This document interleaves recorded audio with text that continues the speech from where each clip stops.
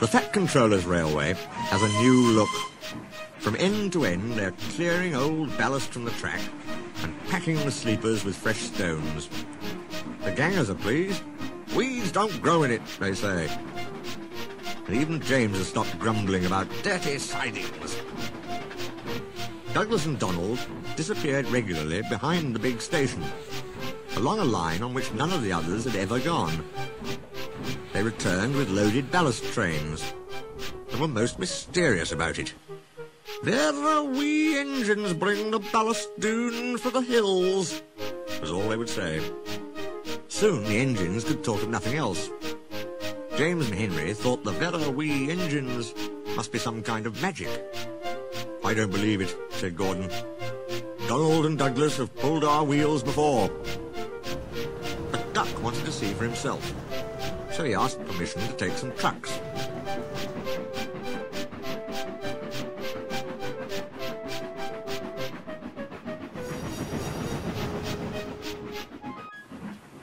When he arrived, he was told to push them under the chute. This was like a tunnel made of steel girders. On top of it stood some queer-looking trucks. "What do you think of our chute?" said a voice. "Good, isn't it?" Duck blinked. Standing beside him was a small green engine. "Where did you spring from?" asked Duck. "I've been here all the time," smiled the small engine. "I'm Rex, and you, I'm sure, are Duck." "How did you know?" "That's easy. There's only one Great Western engine in these parts." There was a sudden rattling and roaring. Duck's whole train shuddered. What was that?" he asked, startled. "That was our chute.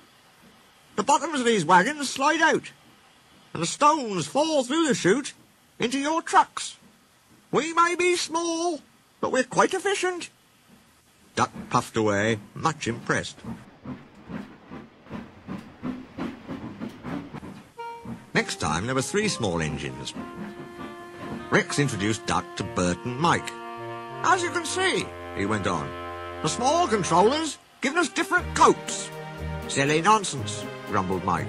"I like being blue," protested Bert.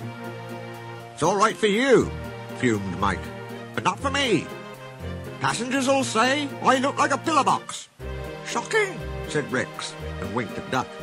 "Consider my feelings. When we were both green, passengers kept calling me Mike." You, spluttered Mike. "Stow it, you two," said Bert. "Ducky," went on, "have you seen our coaches?" "Where are they?"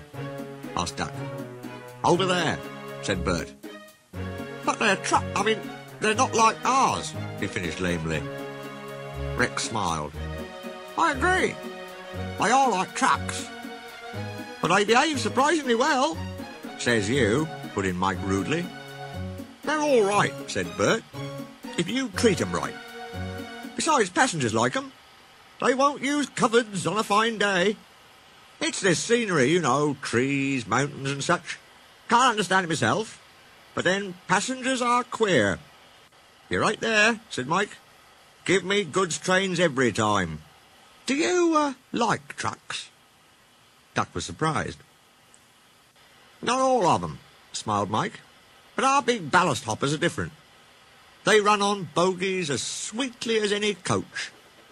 We take 'em to the old mines, fill 'em up, and run 'em down here to the chute.